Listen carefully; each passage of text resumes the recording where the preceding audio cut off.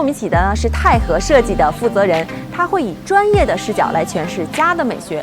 正在装修的小伙伴可以参考一下。金福大院准备发车。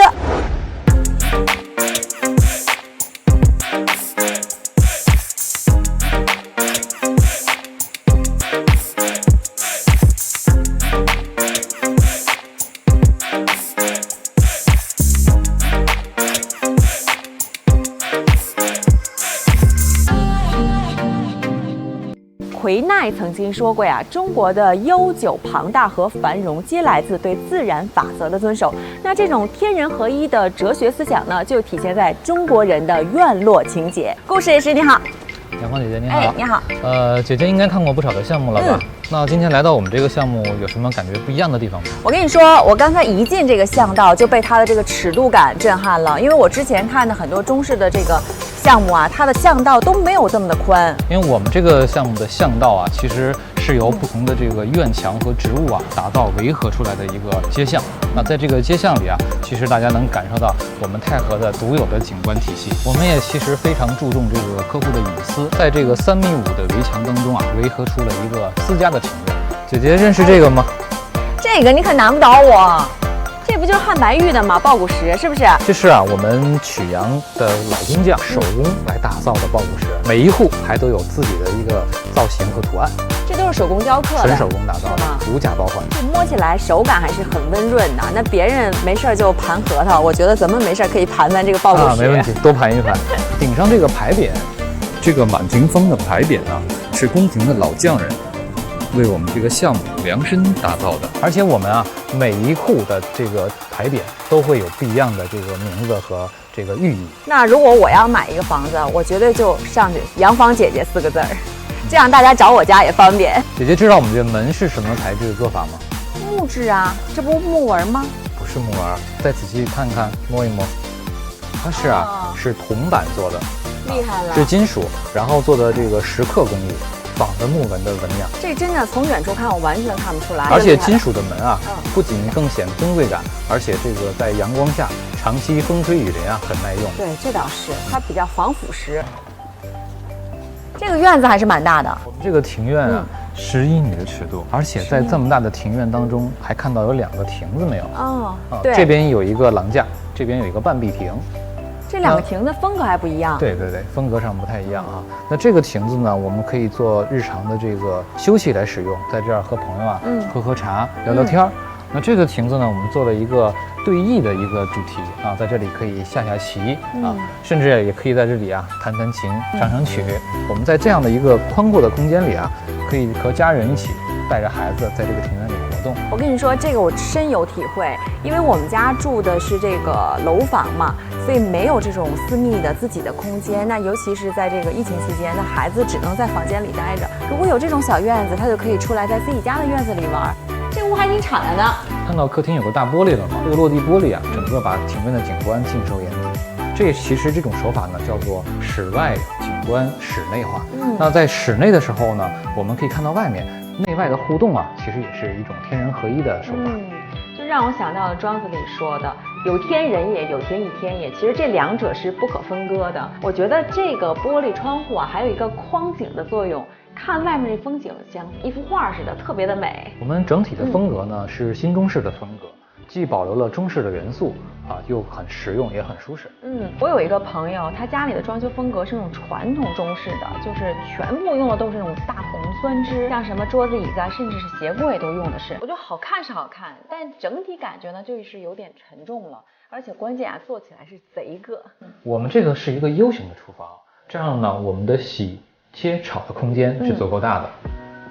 在1层南向啊，我们有一个老人房，既便于老人的活动啊，同时啊也和年轻人的生活作息做了一个分隔。我觉得现在年轻人啊，因为回家有的时候还是很晚的，不管出去玩还是工作，所以跟老人分开，这样互不打扰。这个设计还是很好的。南向有一个大窗户啊，能把光线啊整个带到我们这个房间里。而且注意到我们这开启扇啊，我们是在右侧，左边呢是一个完整的大玻璃。躺在床上的时候，我们整个看庭院是完整的，视线不被遮挡。那南向10.5米的这个面宽啊，有4个是朝南的。有4个呢？那真的是很不容易，因为我之前看的很多的别墅，它可能没有这么多的房间都能够朝南，谁都喜欢这个朝南向的房子，阳光辐射的时间会更长。不管你是做书房还是卧室，我觉得都很实用。那我们让主播看一看。好的。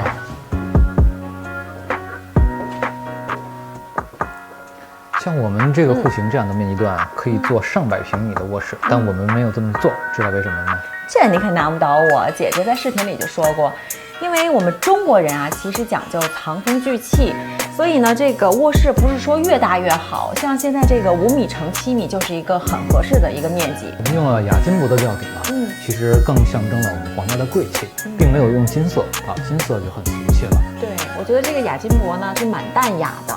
我有一个问题啊，为什么要用水晶吊灯？因为我觉得可能配这个吊顶，它如果是这种皮面包围的，或者是布面包围的，是不是更匹配、更有氛围感一点？皮面的灯啊，很传统啊。水晶灯呢，其实和这个亚金箔的吊顶啊，其实能够相映成辉，因为金属和这个玻璃两者啊之间有很多的折射。明白，这种晶莹剔透的这种感觉。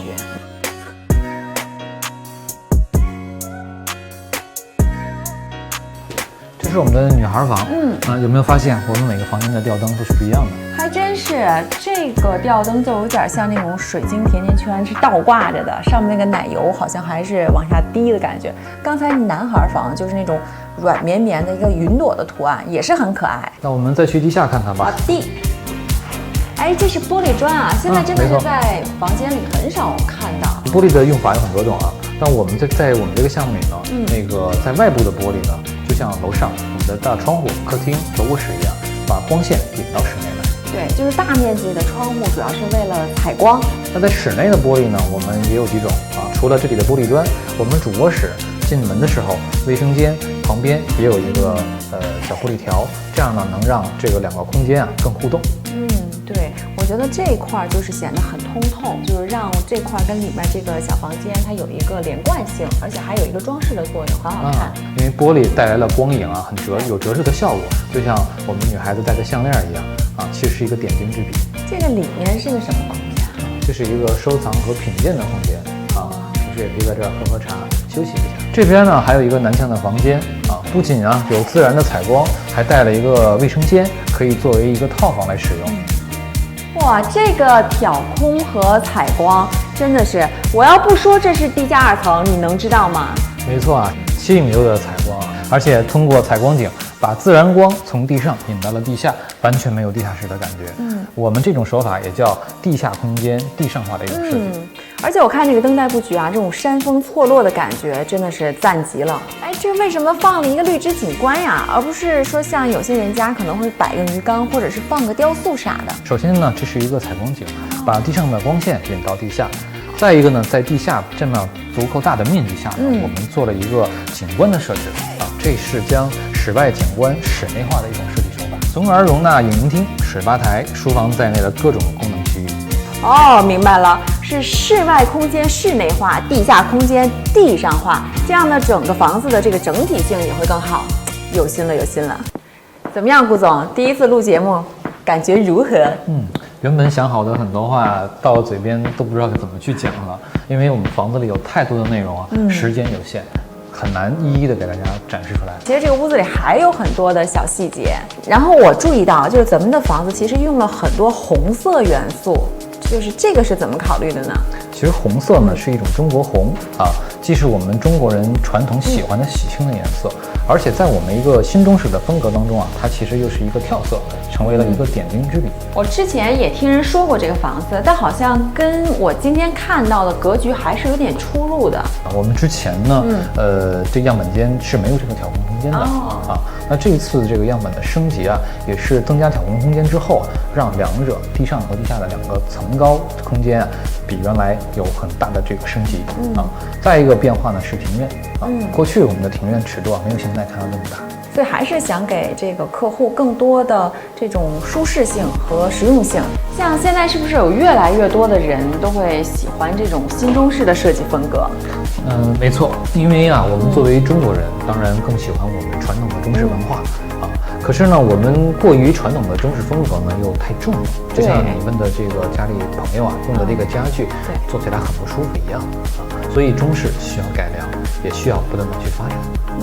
而且其实现在的新中式，我觉得年轻人在接受起来也是比较容易的。像过去的传统中式，可能年轻人还确实是有一点这种隔阂感。房子呢，我们基本就看完了。我可以看到，除了有一些很有设计感的桌椅外，还有一些潮流元素在。所以说，您是在这个新中式的基础上，还是有自己的创新和认知的。设计呢，并不是一成不变的，产品啊也需要创新。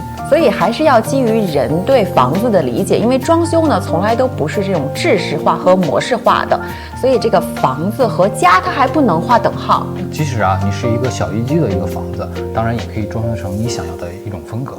好啦，本期节目就到这里了。喜欢的话，记得点赞、转发和评论，一定要让我们知道哦。